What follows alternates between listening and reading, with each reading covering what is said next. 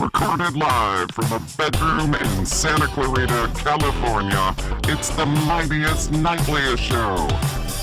With your host, JoAnn Genette.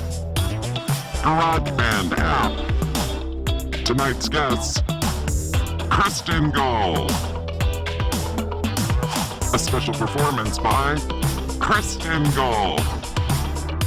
An after party with Kristen Gull. And another performance by Kristen Gull. Now here's your host, JoAnn Genette.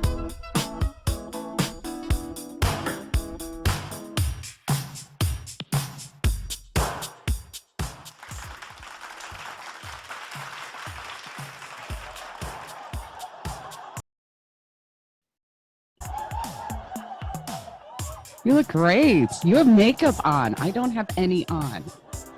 I was there, bored. I can hear you. I was bored, and also I have a microphone too. Should I put Very mine? neat. Yeah, I like it. Should I put it in the shot?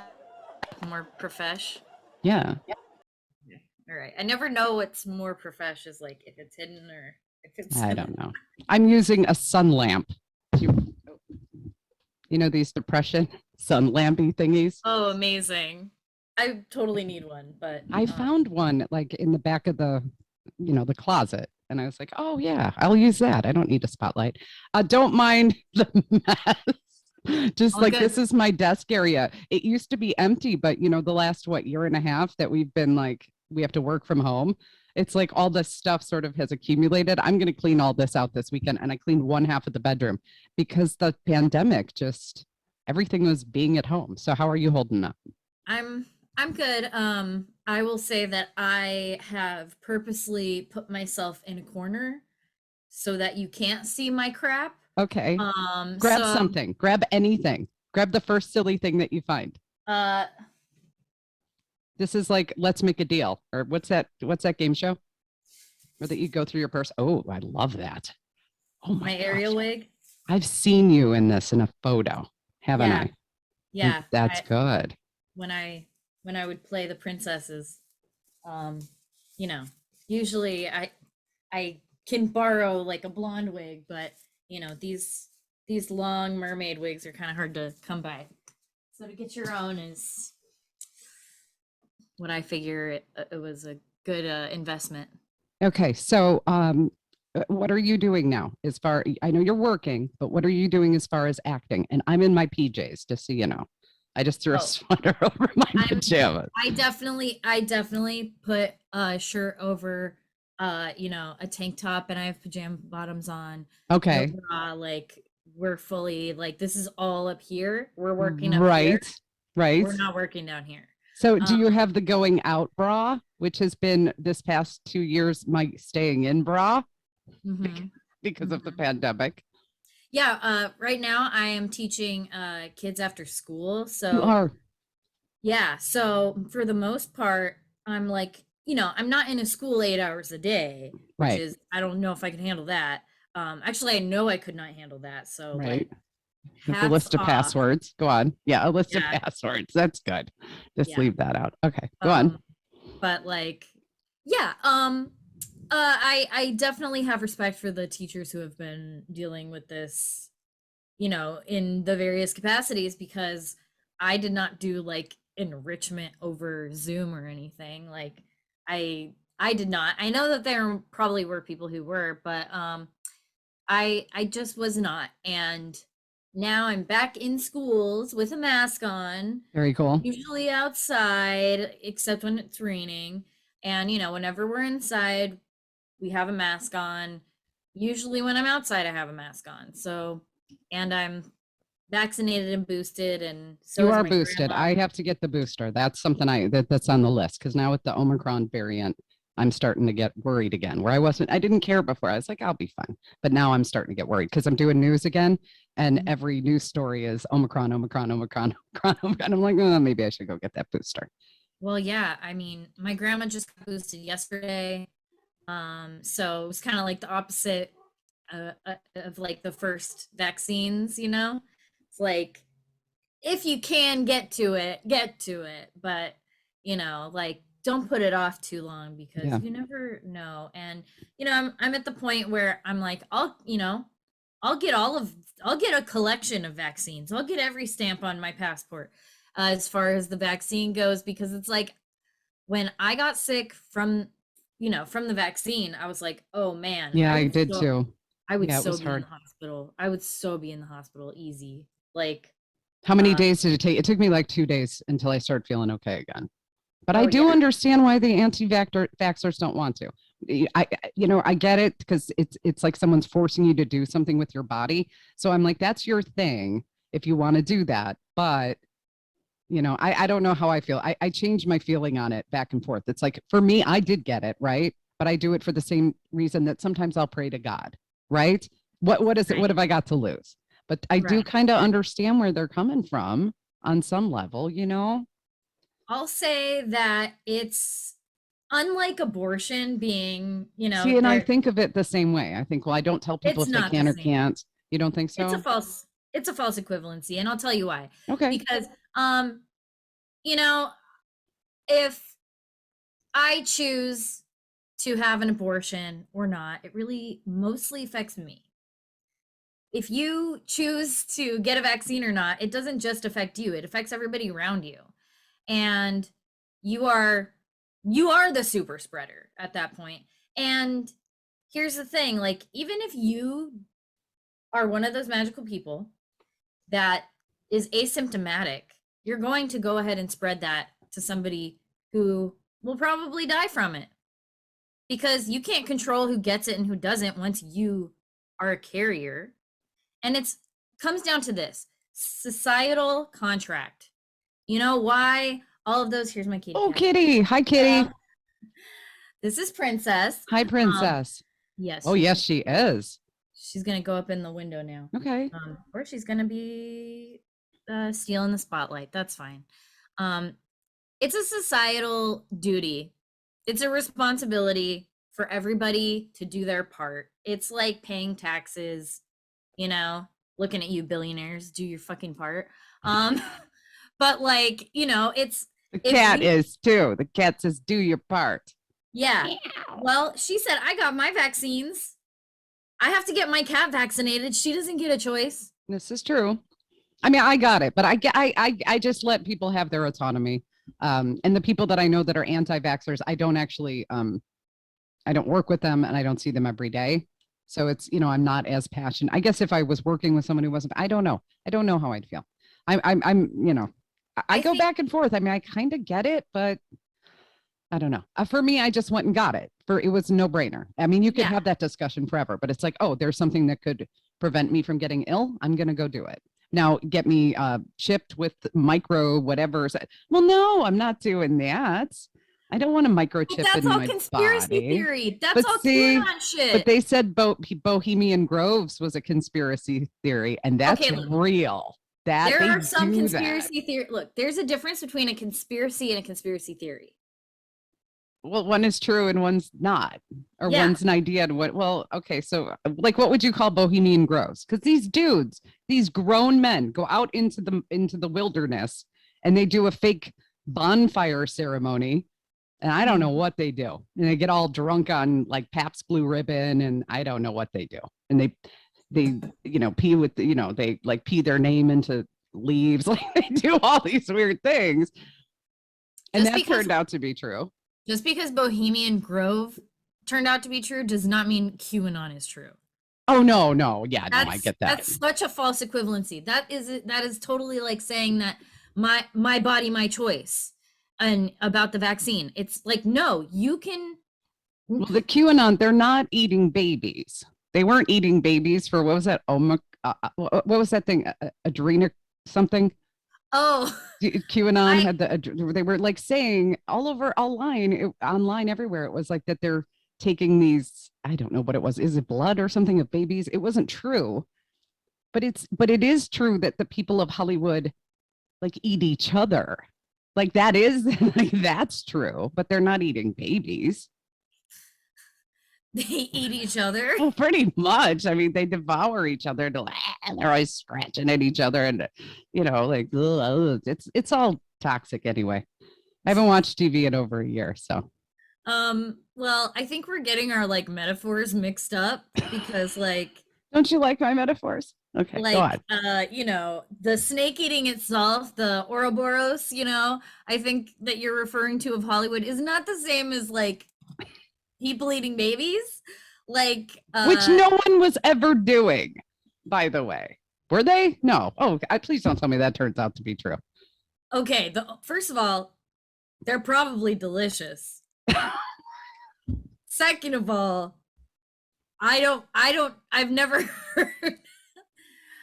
I love you. I like that. Well, He's joking, by the way. But I'm going to share the screen, so you have to tell me if you can see this, okay, hon? Okay. Where is it? Oh, first we have to spin the wheel of trash. Can you see the wheel of trash? Okay, so we're going to spin the wheel. It's spinning, it's spinning, it's spinning. Okay. This is what you have to do. I have to eat Doritos with orange juice. I don't think I have Doritos at home. And then this is what I have to do. Spinny, spinny, spinny. I think I have orange juice, but I don't think I have Doritos. Oh boy. We'll spin it one more time just for fun. I didn't know there was big money, big money. That's not bad. That's actually not bad. I've done that. That's 3 gospel singers. I love it. But the whole thing is about how Satan ends up being my best friend, and then I end up getting into a relationship with Satan, and then we break up, and we are co-parenting a Chihuahua named Bubbles. I feel like if I'm gonna have a dog with Satan, it's not gonna be a Chihuahua, but that's cute. I like it. Well, I was trying to show a different side of Satan. Not everybody sees that. Knows side. The softer side. Yeah, not everybody gets to see that side of Satan being like a dog dad, So I just feel like, oh, that's very nice of you. I put badass because you really are. You're a tough fraud. Well, yeah, and look at me showing off my straight spine. This is the next photo. Look at this right here. Yes, that was about 8 years ago. 8 years ago in a month now. That was from my scoliosis surgery.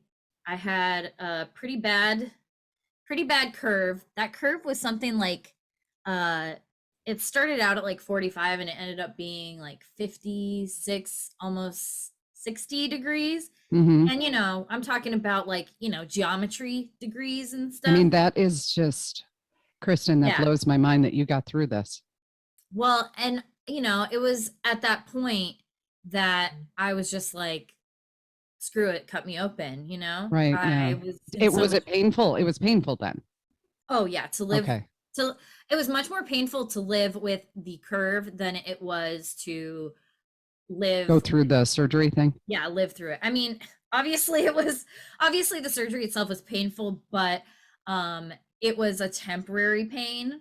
It was like an intense temporary pain, and I had really good drugs, which when I'm not in surgery, I'm in pain anyway, and I don't get those sweet drugs. So it was like definitely tough because I had to be on like Percocet and Soma, which is a muscle relaxer. So I definitely had like the nausea and the other digestive issues that come with being on opioids. Sure. Yeah. But luckily you didn't get addicted to them. Oh yeah. Well, it made me feel sick mostly. And it's not my drug of choice, let's just say. So it was one of those things where I could definitely see how people could get dependent on that because I was hooked up to a morphine drip in the hospital. And, I just kind of wanted enough to sleep. And yeah, that little, on the picture on the left, my little pink dress, that little hip, I think that's the right hip. It's my left hip. And that was, that was the one that was kind of like, suffering a little bit. It was not there was one side of my body that was very curvy and the other side that was not Oh. as curvy. Wait, these So- are not for us. Wait, these are just, I forgot I had these in here. This is what we grew up looking at every time we went to the grocery store. And then they wonder why these girls are in these hospitals, like starving themselves to death, because this is constantly, look, you don't have boob. Here, please your man. That was another one. Sex, your men. Here's the, be the sex that men crave. Here, your guy's body. How to, like, everything is about serving the boys. You look great here. I think this is a great shot. Thank you. So I took a shot of it so that I could spotlight it because I really like this. Beautiful. These are beautiful. These are fantastic. I love your hair. I think I'm going to go back to doing the pink hair again too. Me too. That's why I'm growing out my hair again. I was like, You I are? miss my wacky hair. Yeah. I like it. Okay, kittens. So you have the rescue thing that you do. So tell me about this one. So I kind of took a little bit of a break because I realized, like, you know, I had to kind of get myself in a place where I could be more helpful to the rescue community, because right now I cannot like foster or really do much of the rescuing that I usually do. So right now we're kind of, I will say that I am in a resource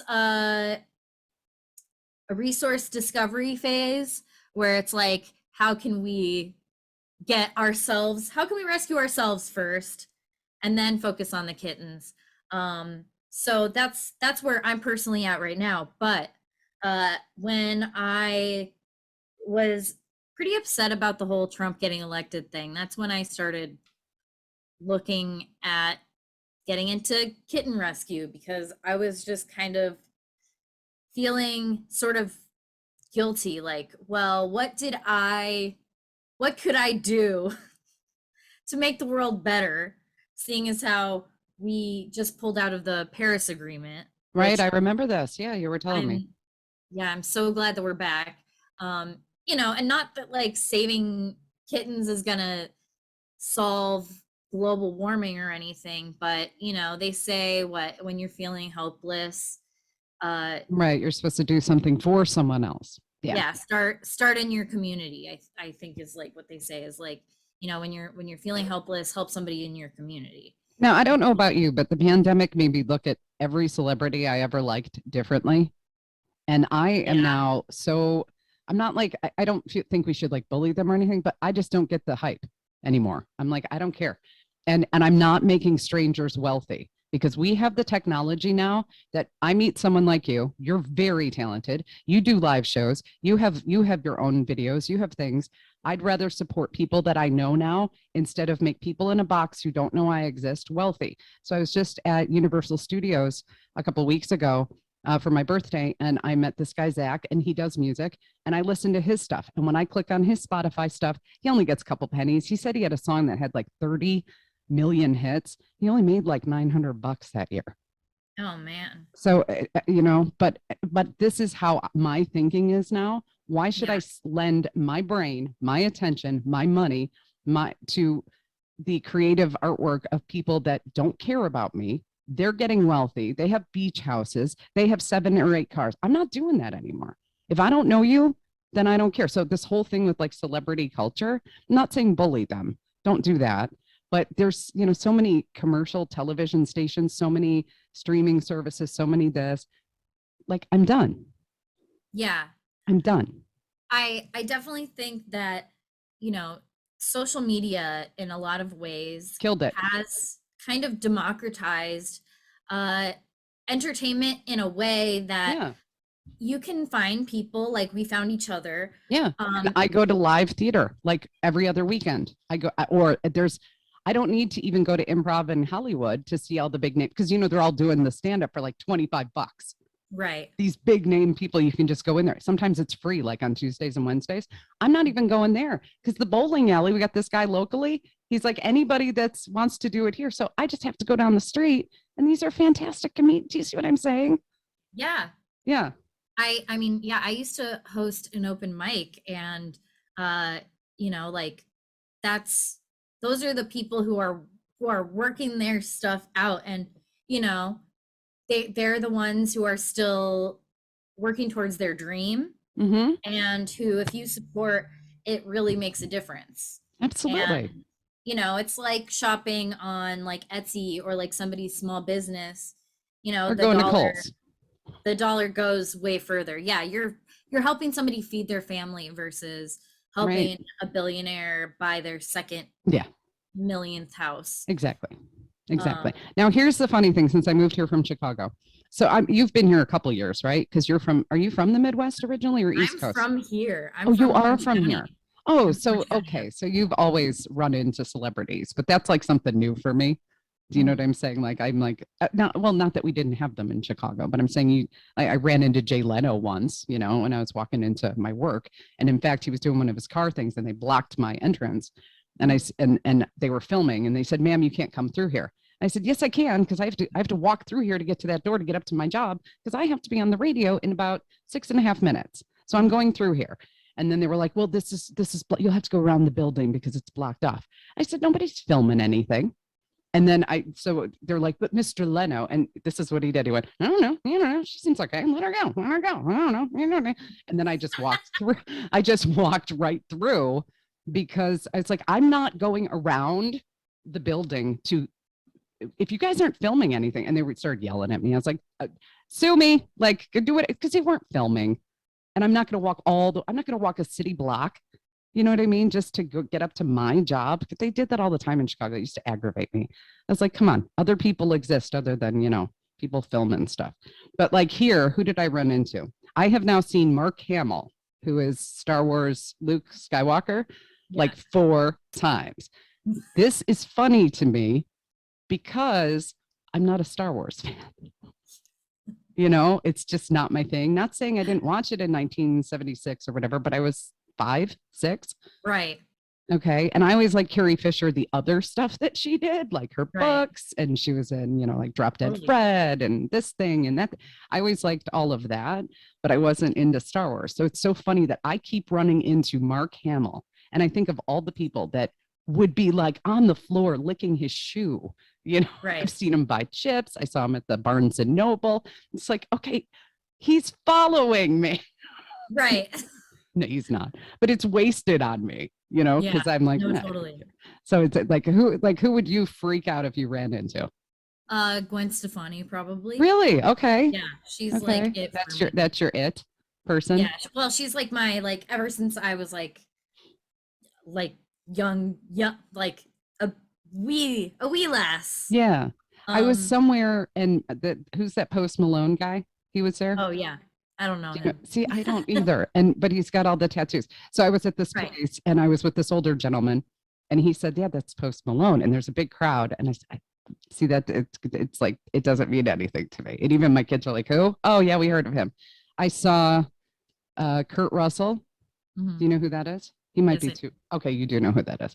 That was at the gas station over on Sunset Boulevard. So I thought that was funny. I looked up. I went, "Oh, do you know who Elliot Gould is?" Yes, I do. Oh, you do? Okay, I saw him at a CVS.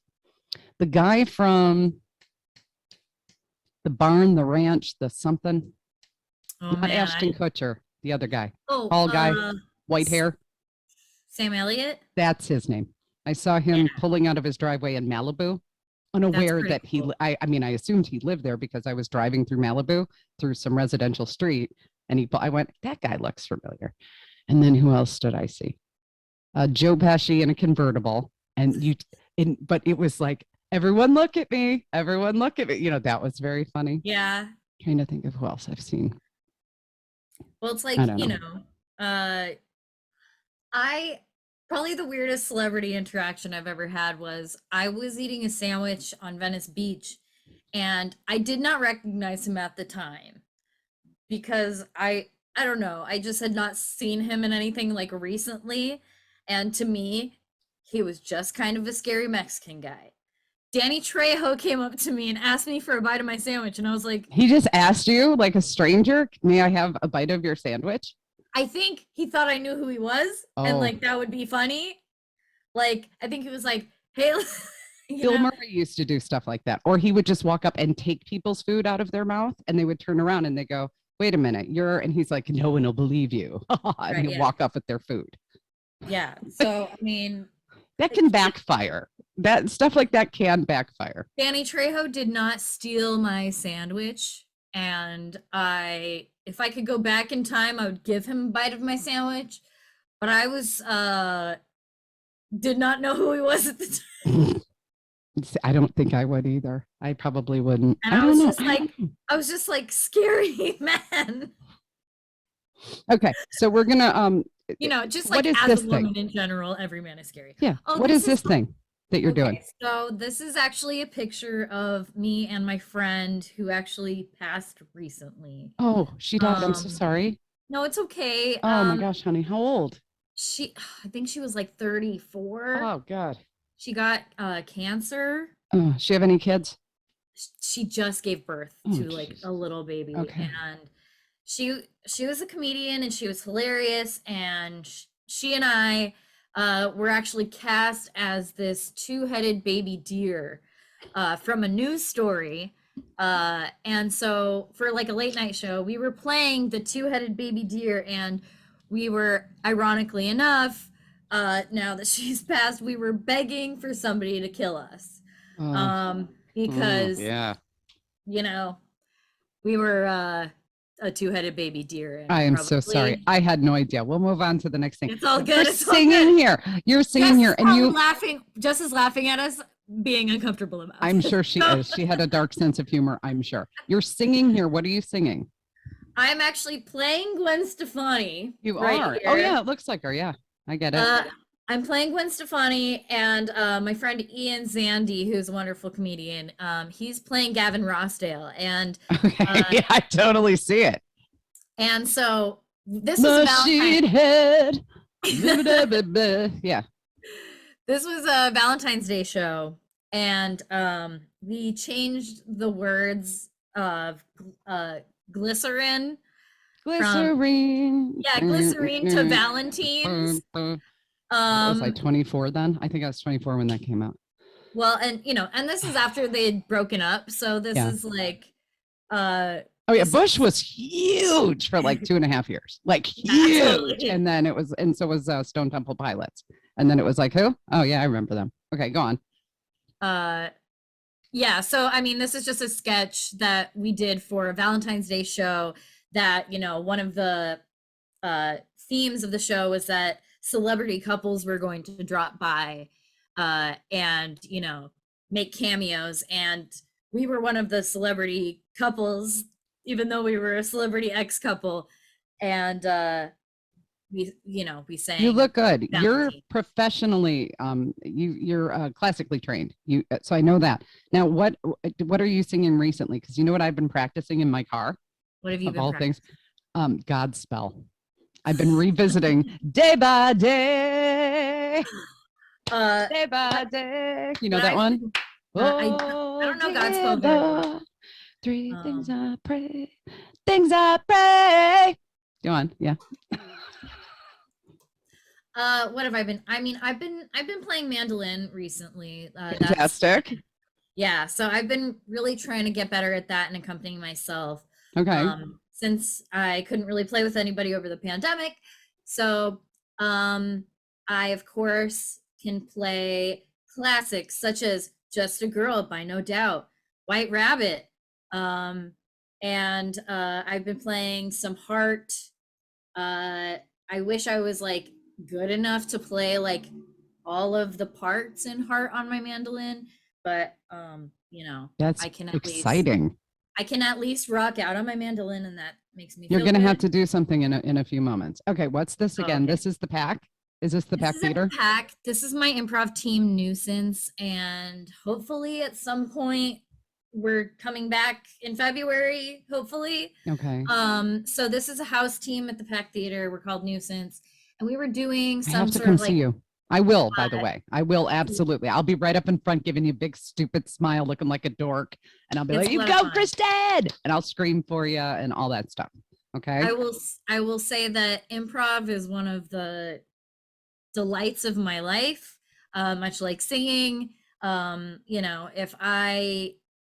If I were doing it regularly, I'd be a much happier person. Sure.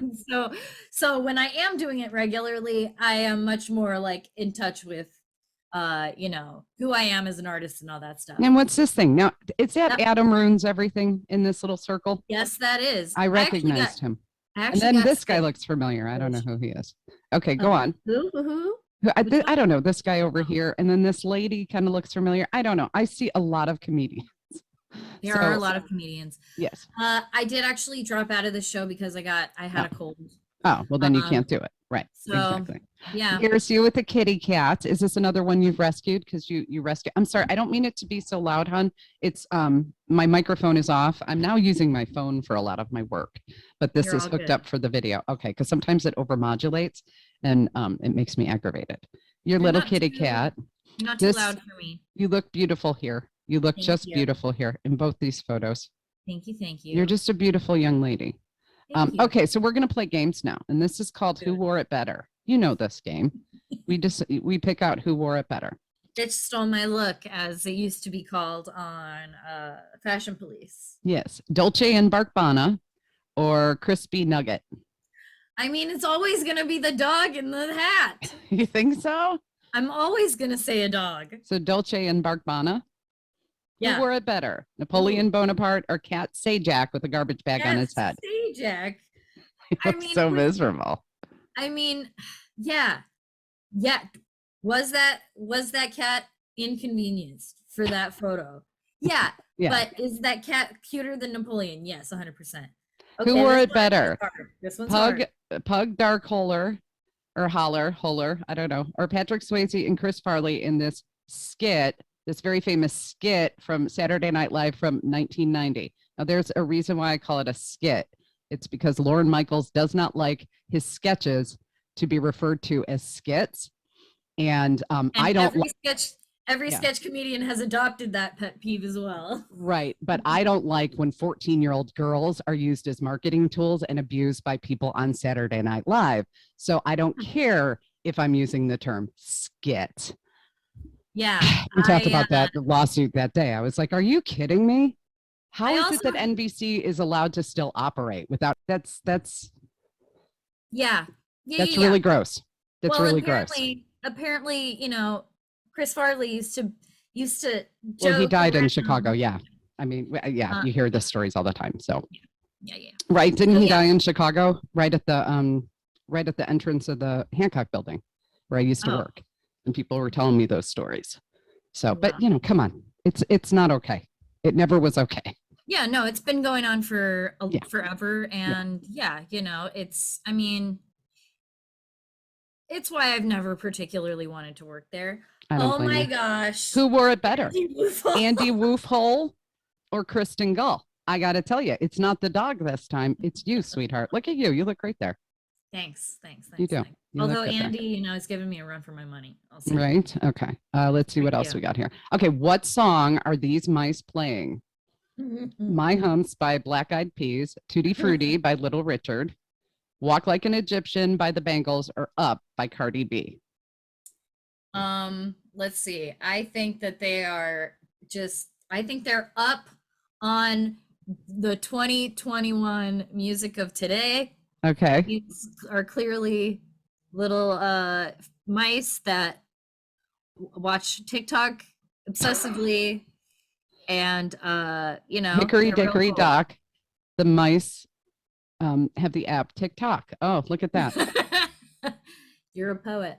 I am. Okay, so who wore it better, the grumpy city gent Borson Wells or this woman showing off the size of her boyfriend's penis? Who wore it better? Is your screen running all over? Because I'm moving it.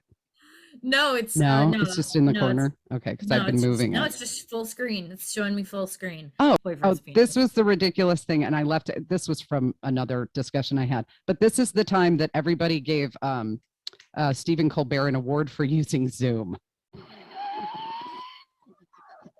I went, are you like, it's TV isn't a thing, guys. 6 white guys, 4 white guys, and 2 white guys. Who got the best award for using Zoom this year? It was ridiculous. That's not even award. I'm not even getting into this. This drives me nuts. All guys, no women. It's just, okay. Whose boobs are these? And also the 2 black guys are like the light skinned black guys. Do you see, where do you see one? Because I don't see it. I just see. Slide. Oh, in the okay. next slide. Oh, and then With oh, Trevor yeah, Noah right. and This Larry thing, Wilmore. right? So Where they I all mean, got the drains. I don't mean to villainize light-skinned Black people. No, That's I know not what you're about, saying, but you're I'm saying just that saying, like, they've got to be acceptable. You know, they Right. can't be too dark. They can't be a Lupita Nyong'o. right, because then- God forbid that you hear a woman's voice or someone who isn't a white male with old balls as you're going to sleep. Like, I don't understand. I never will. Okay, whose boobs are these? Of course, Jessica Rabbit. Okay, of course. See, this is where this is what I'm like trying to, because I have a stand-up comedy routine that I've been working on. So some of it right. lands, some of it doesn't. And one of the things I do is whose boobs are these? Because we were raised at a time where we know people's boobs, and there's nothing normal about that. And so then they wonder why we not only self-objectify, but why and then you call us crazy when you self-objectify or when you objectify us. It's just, it makes me angry. So you know whose boobs these are. Oh, yeah. These are, yeah. Okay. Easy, Jessica Rabbit. Whose boobs are these? I think they're Beyonce's. That's right. Bing, bing, bing, bing, bing. Whose boobs are these? I think Britney this is Spears, easy. obviously. Bing, bing, bing, bing, bing, bing. Whose boobs are these? Oompa Loompas. You got it, girl. You knew it was the Oompa Loompas. I love it. I didn't, it wasn't even for like half a second. Whose boobs are these? Okay. This is my favorite dress of all time. Okay. Is it the chick from Mad Men, the redhead? No. No, it's not. Then I don't I know. not have ever Based on seen the this tattoo. movie. Based on the tattoo. She actually doesn't have a tattoo in real life, just in this movie. This was a movie. Oh. It's my favorite dress of all time. This is actually Madonna. Oh, okay. Well, yeah. In the movie Who's That Girl? I wouldn't have ever in a million years. I don't think you've ever seen that movie. Okay. Nope. It was very good. Whose boobs are these? Is it Vin Diesel or The Rock? No. Wow. Okay. Okay. Mark Wahlberg. All right. Do you not know who he is? I know who Marky Mark is. Okay. That was a little before my time. That's what I was thinking. Gracias. So there we go. We played Whose Boobs Are These? We discussed like, what you're doing. Well, now I'm like, I got to sing some Day by Day. Day by day. Day by day. Learn that one. Look that one up later. I'm trying to think of like who else's boobs would I know? Dolly Parton. I usually do Dolly Parton and everybody knows it right away. Yeah. Well, that's a great example of the Pam Andersons. Oh, thank you. That was one I had. Barbie. I can also put Barbie. Yeah, that's true. Trying to think of who other ones, but yeah, I did Vanna White. That one was easy because there was a wheel behind her. Well, yeah, okay. They're going to run out of the room as soon as they figure out I'm going to play. Okay. Are you not? Are you no longer afraid? Are you no longer afraid of this? I'm going to turn off my microphone so I don't go or anything. I'm shocked. I just saw your boobs. Whose boobs are those? Those are Kristen's. Oh, yeah. Well.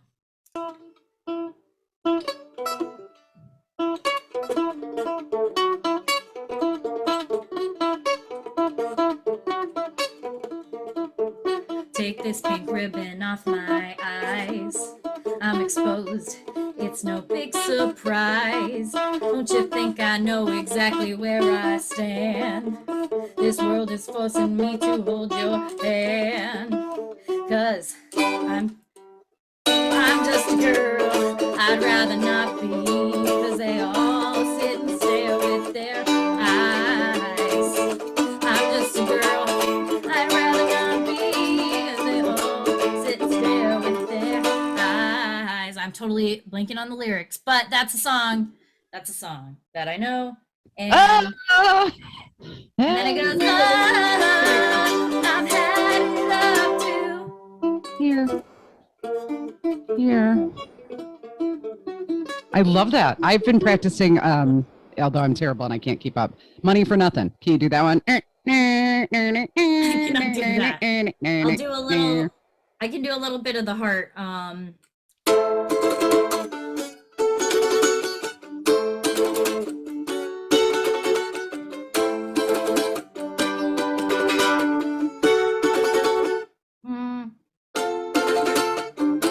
There we go. Oh, that's good, hon.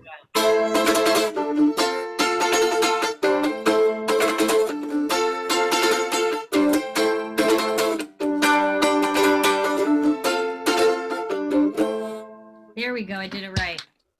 That was fantastic. Then, That you know, was right. that was spot on. You got it. Thanks, Like you nailed thanks. it. Yeah, you did. I can Yeah, you even did. do a little bit of if I still had time, we might still fly. Every time I think about it, I wanna cry. The bombs and the devil and the kids keep coming. Nowhere to breathe easy, no time to be up. I told myself that I've been doing alright. Nothing left to do, and I could go crazy on you. Crazy on you. Crazy on you. We need to practice a little bit more, but you know, It's so good.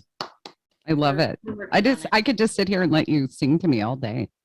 I mean, you know, I mean, I have to practice, so We could it's do that. much We could do more that. fun to Another practice for an thing. audience. So I've met lots of people that were actors, are actors, we're comedians, are comedians, we're musicians, are musicians. And because technology is kind of like really like saturated the market. So I was talking to this one guy and I realized we need to open an empathy center for people that thought they could be the Beatles or thought that they could be Meryl Streep or thought that they could be Jerry Seinfeld, only because those things don't exist anymore. Right. Everything has a short shelf life. And I've got to tell you, I don't think that the Beatles, that caliber, was ever really healthy or normal. Yeah. You know what I'm saying? Yeah. Yeah. I don't think you're supposed to ever be Elvis. Right. Like in a way, because the market was so mono, like society experienced just one sort of version of entertainment at a certain time because there were only so many channels on TV and so many newspapers and so many, you know, things that require money to have a literal platform. You know, like there's maybe, you know, a difference in how things are funded and the longevity, because like we used to, you know, look at what we did to Judy Garland and Yeah. Marilyn Monroe. Like, you know, they're the stars that were drugged up to, you know, keep awake and to go to sleep because they didn't have a life, you know, their whole life was working and a gun at their heels going, dance, Judy, dance. yeah, exactly. Right. And you know, that famous quote from her about dreaming about becoming an actress is a lot more satisfying than actually being an actress. Well, especially when, first of all, we know how Hollywood works because of Weinstein. Mm-hmm. And only it was what, Kazan and MGM, you know, like. See, this is where, and then I look at people that were popular over the past 20 years and I go, what kind of degenerate are you that you let somebody be sacrificed so that you could turn and look the other way? Do you know what I'm saying? I don't think that if you became famous in the past 20 years, I don't think that was a blessing. You may have had some money, but I think it's more of a curse. I feel like those of us that were not able to ever become huge stars, I think we're better off. And you and I have been discussing that before.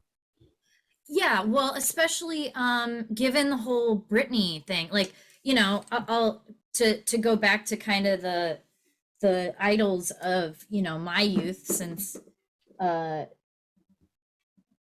like Britney was the first concert that I ever went to was Britney, and I was like 12.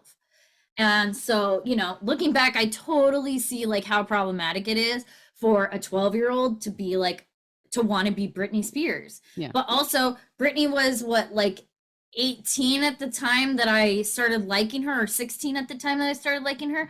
And so it's like, not only is that extremely damaging to look at, like, this person is my peer or my older cousin or something, you know, like they're only a few years older than me or whatever, and they're somebody to look up to.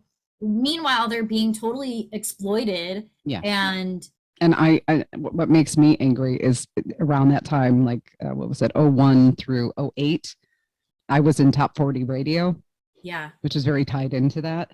yeah, And so I fed into that. right. But You it know, was also whoever like I would your have been in job. 2001, I'm very different. You know, it's 20 years later. But to think that I fed into that, that I helped, Yeah. but we all did. I mean, we all facilitated it. We all did.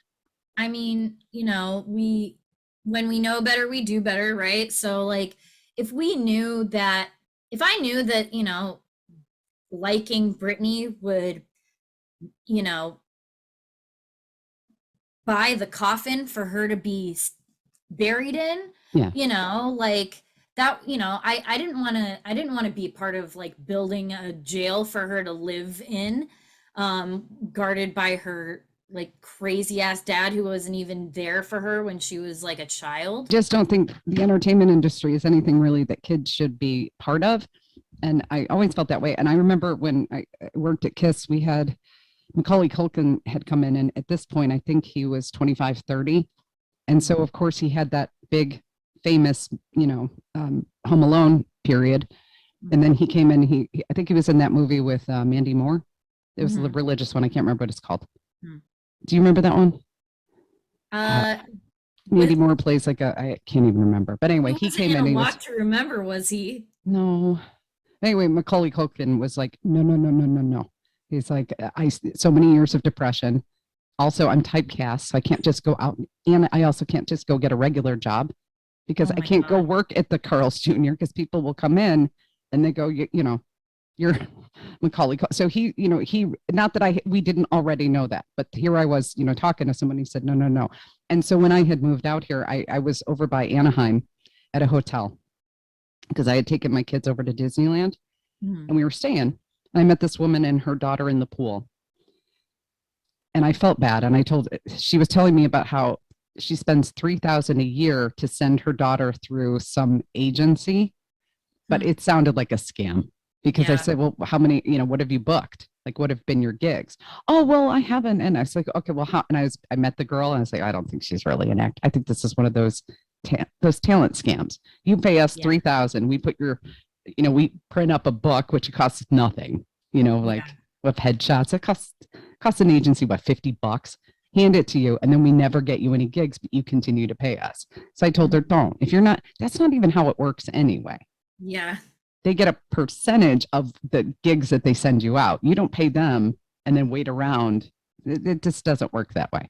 So I was feeling bad. And I said, well, why do you want your daughter to be an actress? Well, because Disney Channel, because of, you know, Nickelodeon. Like, why do you want her to be in a box? And then I said, you know what? Stop doing this. If your daughter really wants to do this, she could do it herself. There's TikTok. No. You do YouTube. Just do it that way. Don't pay these middle. I think it was a scam. It sounded like a scam to me. I mean, there's plenty of people who are willing to take advantage of people who with hopes and dreams. It's like that's all you need is a hook, and there you go. They come pre-hooked. All you got to do is hook them to your line, and you know it's like, okay, well, same with a lot of acting classes, to be honest. Yeah. Oh yeah. Like a lot of times it's make believe. How hard can it be? Give me a break already.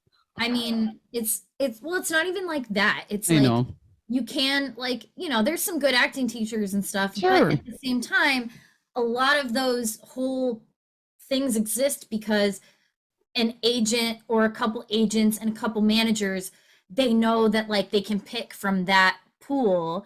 And then everybody hears, oh, if you go and study with so and so, you can sign with a big agent or a big manager or something. So it's not even really about the acting classes. It's like who can you get on your team that will get you to the next level? And a lot of crap, because I used to work for one of those acting places, and I heard the way that the teachers speak about their students on the phone, which they talk about them like they're objects. You know, they're a product. And it's just like, the more I got into like the Hollywood thing, I'm just like, wow, like I really kind of like got into this because I liked theater. and this isn't really theater. Right.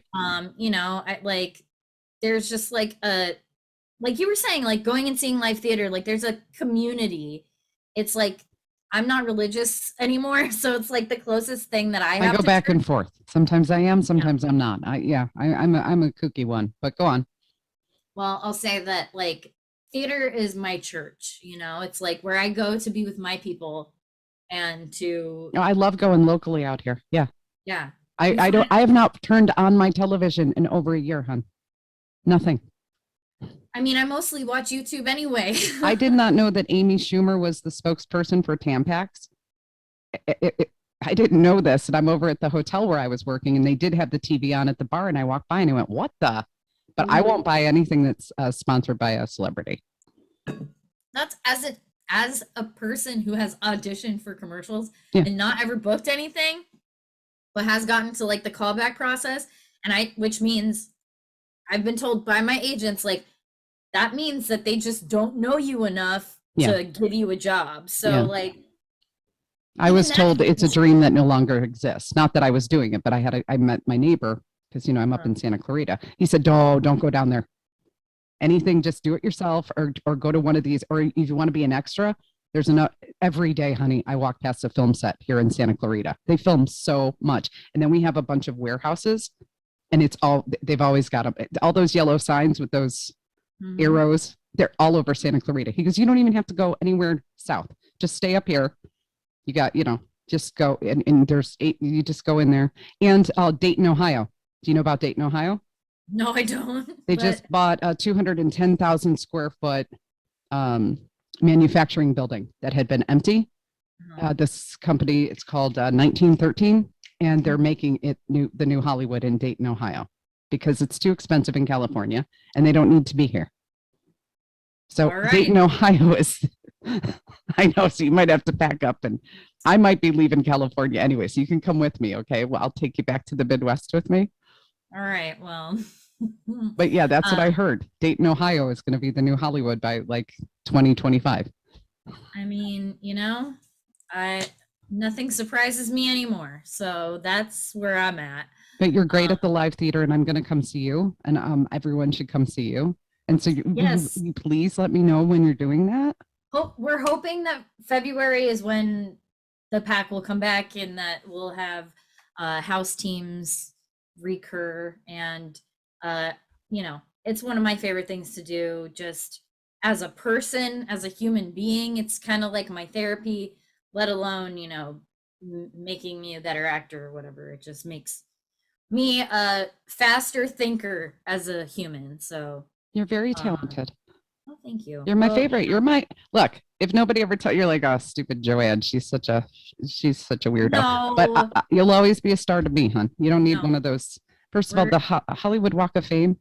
It's a homeless man's pillow. How is that an honor? No. How can you feel good about having one of those? And there's a guy sleeping next to it. Like, I wouldn't be able to. I realized I can't be a sociopath, and I realized you're not one either. Yeah, but I'm recognizing the people that I once admired are.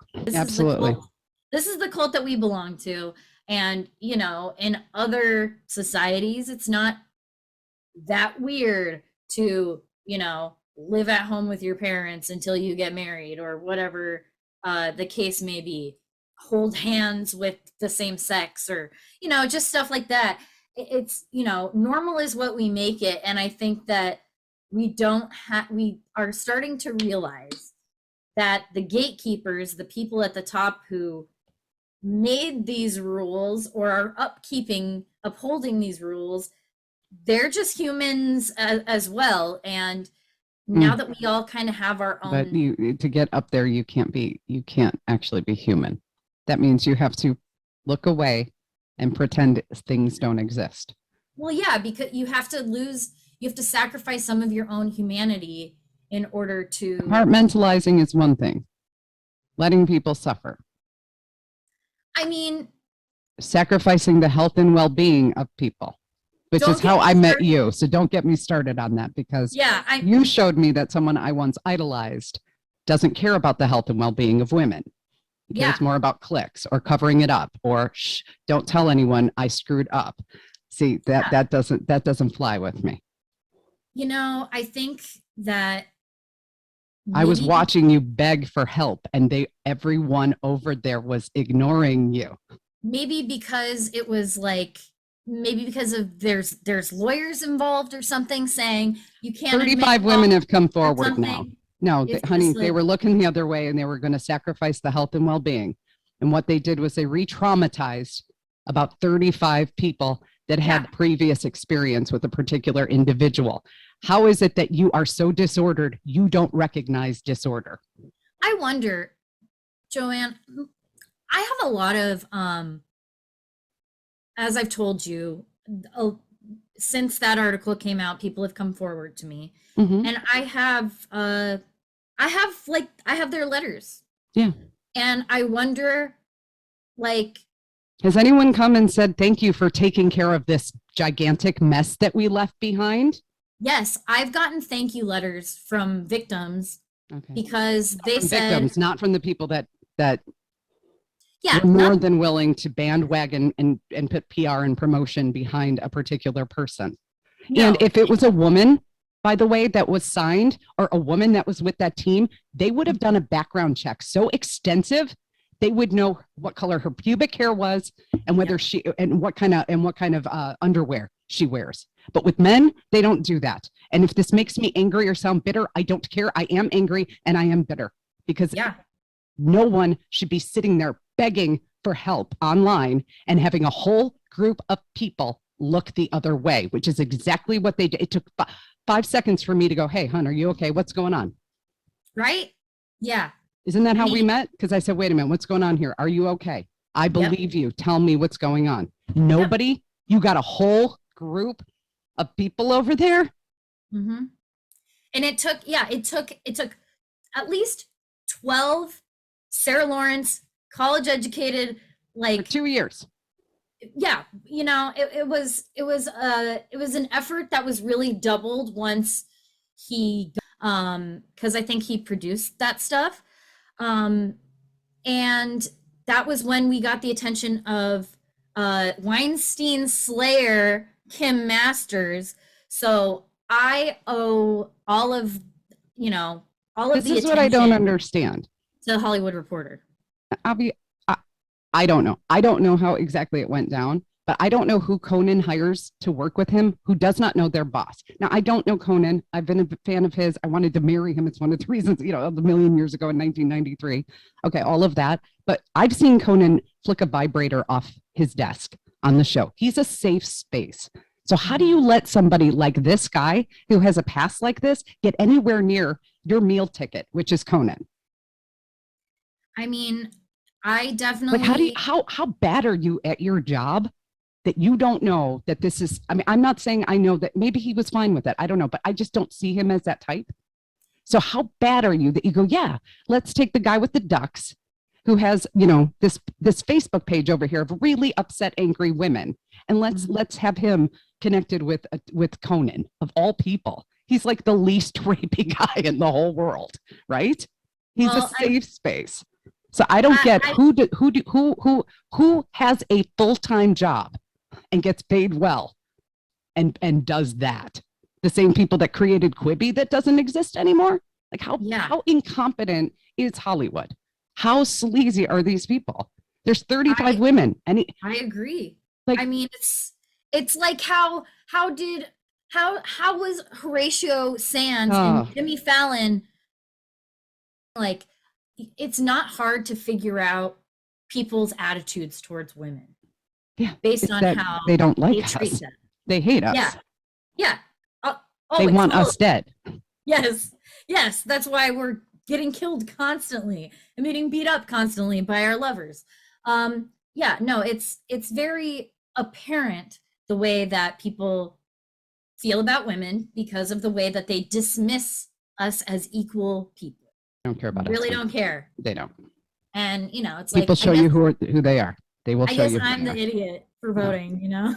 Whatever. no, people will show you who they are over time. I mean, it was worth it just to get Trump out because I was waking up with everyone was waking up with You're not panic. going to believe this, but more and more I'm start going, maybe I would in 2024. I know. This is something I've been rattling around in my head. I know. I know. I can't believe I'm saying it myself. But I the other day I was like, well, let me look at this a little differently. You really like to stretch your mind in ways I that do. I do. I have a rigid moral. And I thought I was like the biggest anti-Trumpster, but then again, I was like, well, capitalism. See, capitalism. He was right about fake news, and I knew that at the time. I mean, I knew what he was talking about. And then the other thing that he got a lot of flack for. I'm not defending him by any means, honey. When he finally did that Susan B. Anthony thing, it's like, can we just give him one thing? Because every day it's just your constant, and it's like he's doing something nice for women. I don't know if it's the first time in his life or whatever, but everybody like attacked him, and I was like, oh, just really? Okay, now we're just being petty. There'll be something tomorrow we can criticize him for. I mean, stuff can like you that. be petty? Can you be petty about rape though? No, honey.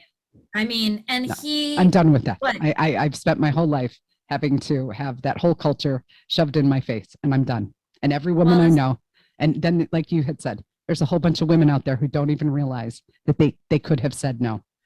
There's a bunch of women groomed to not understand that their purpose on the planet isn't to be visually pleasing. Their purpose on the planet isn't to serve men or be sex objects or to cater to them. There are women that still don't know that. They think they have to be pretty. They think they have to put their makeup on every day. Mm-hmm. They think that if a guy buys them a dinner, which where is that guy, by the way? If they buy him a steak dinner, that they have to put out, you ho, you go, or whatever. No, not all men. No, it's okay. No, it's not right. But well, you're lovely, you're talented, you're gorgeous, you're everything, and you're brave. I'm really and you're strong. I'm really trying to not rag on men so much. I know, I do too. I do too, because I don't want to, because I'm not a misandrist and I do give benefit of the doubt. But how many times can you run into the same situation where doing all the right things, you're punished, and then if you call out someone, not that it's not my job to police men, it's not my job to teach them how to be certain ways, but then you're like, okay, this just doesn't make sense. You're over there and you're being rewarded, celebrated, all of that for doing the basic minimum, right? I mean, Stephen, I'm sorry, I don't mean to rag on Stephen Colbert, I'm not trying to bully him, but he was just on Zoom. Whoa, they blow that up as Emmy nominated worthiness when everybody in the country was on, like, everybody was doing it. Oh, he tied his shoe. Oh, let's give him gold statues. Like, I mean, it's like how, we honor these people as gods while they're not. The teachers who got up every day and did Zoom class are like really working hard, Yeah, like somebody said, oh, JoAnn, you're just jealous of Conan. Correct. Yes. Correct. Yeah. I've always been jealous. Because no woman has ever had his job. Right. And they said, you're jealous of him. Correct. That's what I have been saying for 28 years. I'm jealous. Correct. I'm trying to do that, and you're not letting me. Someone is blocking me. So yes, you are correct. Yeah. Guilty as charged. Help me get to this thing that I'm trying to do. Yeah, right? I mean, And this is the other thing too. Now, if you think it's so easy, you go do it. And I will point out I did. As a radio news anchor, a radio co-host 6 times on morning shows, on wacky morning shows. Yeah. 4 to 6 hours live per day, no edits. I didn't have a cast of people writing jokes for me. I had to run my own equipment, taking phone calls. I don't even want to hear it. He's reading off cue cards. Give me a break. I agree. Give me a break. 100% agree. It's been a woman. It's been a woman the past 10 years. That Lori, that one I saw over at Improv, who's very good. She's very funny. I didn't know she wrote for Conan. Lori Kilmartin, yeah. Yeah, every funny thing he's ever said, it's come from her head. So I performed with her. I opened. Oh, you did? Okay. She's very funny. I not knowing that she was Conan's writer, I was at Improv when I first moved here. She did some joke in the bathroom or something to me, like, kill yourself tomorrow. Or so, I don't know, whatever it was. I was like, oh, do I look sad? She's like, no, but just wait till tomorrow. Like put it off. Procrastinate till tomorrow, or some joke. It was very funny, but she was the host that night. And then later I found out that she was the writer. And I was like, what? I was like, how come I don't know that? She's amazing. She is. She's really funny. She's really good. She's wonderful. She's amazing. And she's a real person. And also, wasn't it David Letterman's girlfriend that he cheated on a million times. She was like the head writer for the Late Show before Colbert. Elaine Boozler? Is that who you're thinking of? I'm not thinking of Elaine Boozler. Where's I'm Bonnie thinking Hunt? of What happened to her? Meryl. No, Who's Meryl on- Meryl Marco. I don't know. She was David Letterman's girlfriend for a long time. Oh, I thought Elaine And Boozler. also, I shouldn't just say she was the girlfriend of David Letterman. She was the head writer of The Late Show and was the reason David Letterman was funny.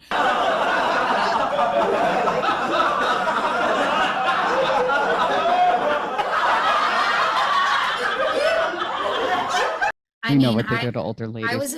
I was abused as a child, so I'm like, there's no hell you can show me that I don't know already, to quote Elvis Costello. So You'll come to Dayton with me. A couple years. I'll visit. Got a couple more years here in California. I'll take you. visit. Here's what we'll do. We'll be like I'll the old visit hobos in I'll those visit when it's Tom and not Jerry cold. cartoons, and we'll jump on the train as it's, we'll chase it down, and we'll jump in the empty car with our little bundles. sack, right? Our sack. Bindles, our stick and bindles. Oh, is that what it's called? It's called a stick and a bindle, baby. And then Yeah. get the Yeah, guitar. You'll have your ukulele or whatever that is, Yeah. my mandolin. Thingy. Yeah, I can busk. And I'll Here we play go. G because it's the only chord I know. Hey, G comes in quite It's in like handy. the only one I can remember anymore. G comes in handy more than you'd think. You G are is my like- sunshine, just G stay is like- in G. G is like 50% of all songs. That's it, Here's- right. here- That's why I here's know my that. Here's my bindle. Here's my bindle bandana. Oh my gosh, you're sweet. You're a kitty patootie. Okay, so next time you have a show, you let me know. You text me right away. I will. And Okay. also we'll just have to get together and just Yeah, absolutely. We can do that. Absolutely. get into Yeah. trouble. Not I'll real come out by you though. I'll come out by you. I don't want you traveling all Okay. the way up here because Or we can, you know what? We can meet in the middle. I think the middle is LA. Yeah, I think so. I think Hey, it I is. know. Hey, I know a lot of places over there. Okay, that would be cool. 'Cause I used to live over there. Okay, Okay, have a wonderful night. It was really great to talk to you. you too, honey. And have a wonderful weekend. And if I don't talk to you, Merry before- Christmas. Yeah, Merry Christmas. I got to Happy tell you New something. Year. I What? have to before we go. Last year, this guy broke into my house on the 24th into the 25th. It scared, it absolutely terrified my whole family. But he didn't take anything. He just left stuff. And then a couple days later, you know what? I saw him ringing a bell in downtown. And the same thing happened the year before that, too. On the 24th to the 25th, some guy broke into my house. He just left packages.